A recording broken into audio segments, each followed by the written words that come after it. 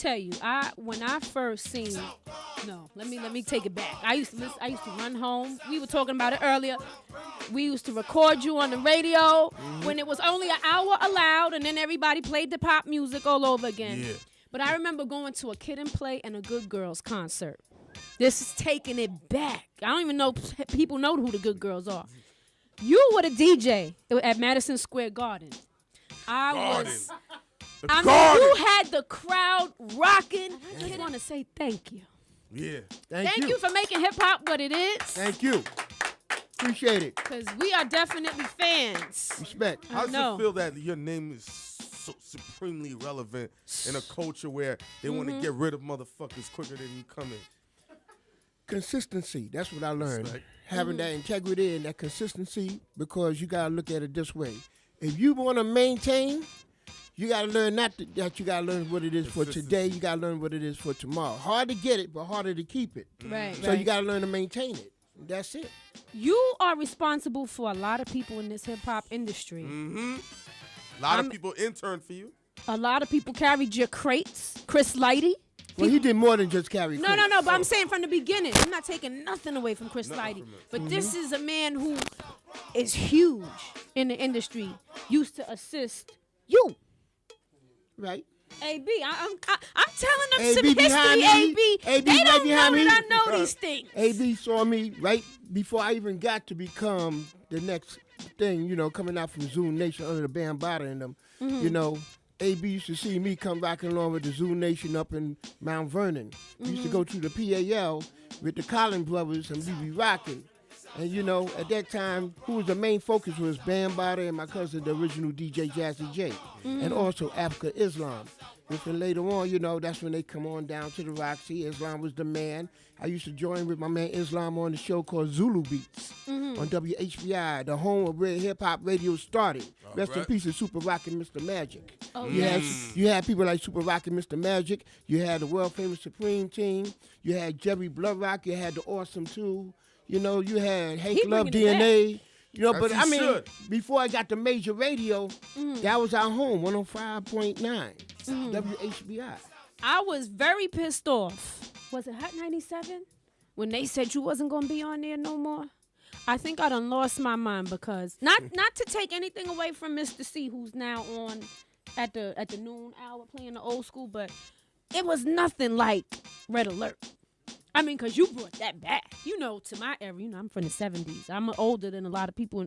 I'm not older than AB, but wow. But I'm a lot older than a lot of these people in the room. I had a pleasure because I learned how to balance the people of the past and the people of the present. Right. So, the people that came up with me, I gave them that good old sound. Something I call grandma's music. And then when I came on at 5, I gave the sounds what was going on at that present time. So it felt good. And then not only that, but it showed that you couldn't pigeonhole me for he just old school, or he just new. No, I played a little bit of everything for everybody. And that's what I did. Is there any current DJs or legendary DJs that you nurtured and came up under you and they came to you for advice and stuff like that? If I see something that may not look right, I talk to them. I don't talk at them. I talk to them, for them to understand, I understand, but I give the advice to see, the rest is on you if you want to take it that way or continue the way you've been doing it. No more 98.7 Kiss FM. It was a sad moment for me. I mean, I know I left that station, emotional, but I had to put it out because that was my home for 30.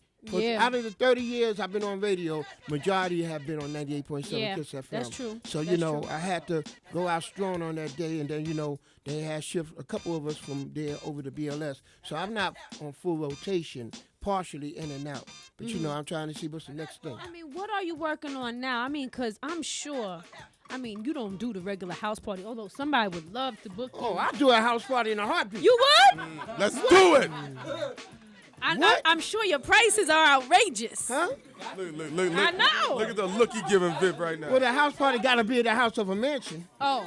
But no, I will do a party in the project at the same time too. You would? Okay. Which project okay. would you want to do it in? Huh? Which project? Well, you know, the project I originally come from is Colonial Project, right behind the pole grounds. Home of the people like me, Bismarcky, my man Jamal Mashburn. I mean, it's a whole... Mashburn. Yeah, a lot Wow. of, you all come from that project, you know. So, you know, to me, I've been amongst all the projects all around me. Is there any artist that, you know, bought a record you wasn't feeling and they kept coming back and now it was at a... I got a good story. Oh, let's go. Yes. There was a gentleman. This is the time I first go around on KISS. All right. Mid-'80s. This gentleman came a couple of times. He let me listen to it. Nah. He never say a word. He left, come back again sometime later. Must have been about up to like the fourth time. When he gave me a record, I listened to it. See what you think. I say, you got one.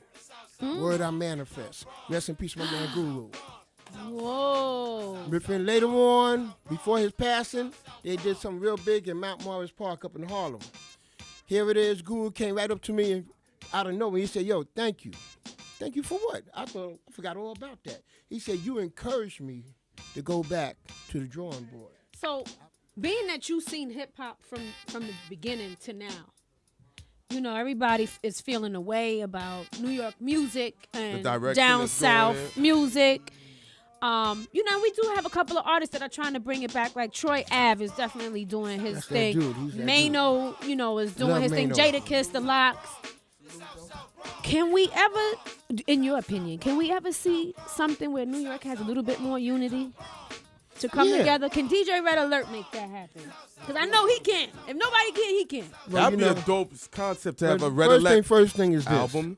They grown-ass men. They go, like, you know, you talk to them and go in one ear and come out the other. But, you know, Right. you get the money and the ego out the way, maybe it'll come a little better. Now, I don't know if you heard about it, but, you know, there's some of that Flex Play last night. Oh, yes. Yep. 50 Cent Fat Joe. 50 Cent Fat Joe. And I'm so happy when I heard that. Yeah, me too. I am so happy. And let's see that if that can be a trend for others to follow behind that.